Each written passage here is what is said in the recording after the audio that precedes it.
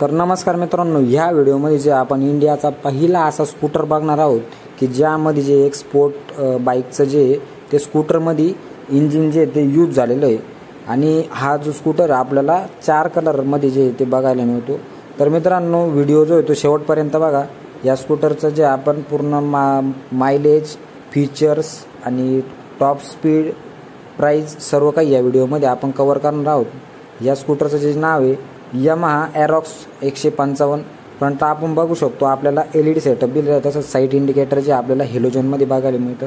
तसंच स्कूटरचं जे मडगार्ड आणि साईड गार्ड जे आपल्याला हार्ड प्लास्टिकमध्ये जे ते यूज झालेलं आहे आणि आपण फ्रंटला बी बघू शकतो एरोक्सचं जे आपल्याला बॅजिंग दिलेलं आहे आणि साईडला देखील आपल्याला यामाहाचं बॅजिंग बघायला मिळतं। त्याखाली ब्लॅक कलरमध्ये जे आपल्याला स्टिकरिंग दिली गेलेली आहे आणि तसं खाली जर बघितलं आपल्याला डिस्क ब्रेक दिलेले आहे 230 mm चा जो आपल्याला फ्रंटला डिस्क ब्रेक बघायला मिळतो आणि टायर साईज जर बघितली आपण 110/80/14 जे ते आपल्याला टायर दिलेले आहे।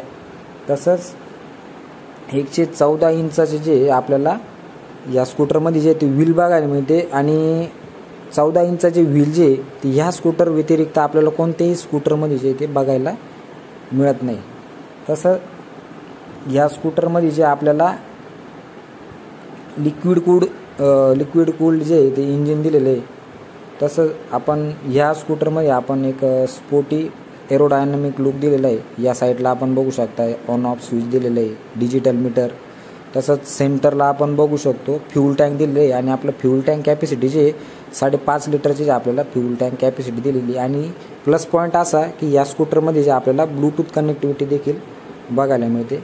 तसंच साईडला आपण बघू शकतो VVA हे फीचर जे यूज केले गेलेले आहे आणि हे फीचर जे R15 मध्ये यूज होतं ते फीचर जे स्कूटरमध्ये यूज केलेलं आहे।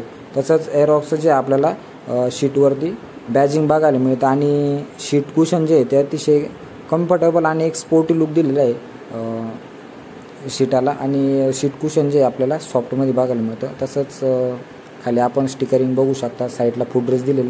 तसंच खाली आपण बघू शकतो रेडिएटर कूलिंग जे ते दिलेले आहे आणि आपलं एक्झॉस्ट जे आपल्याला एक स्पोर्टी लुकमध्ये देखील बघायला मिळतं। खाली आपण हे बघू शकता ऑइल चेक करण्यासाठी जे ते आपल्याला या ठिकाणी ऑप्शन बघायला मिळतं।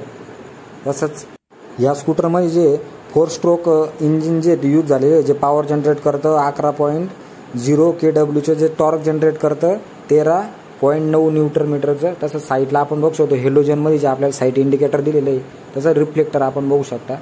मडगार्डवरती देखील आपल्याला रिफ्लेक्टर दिले गेलेले आहे आणि 14 इंचचं जे ते अलॉय व्हील्स दिलेलं आहे।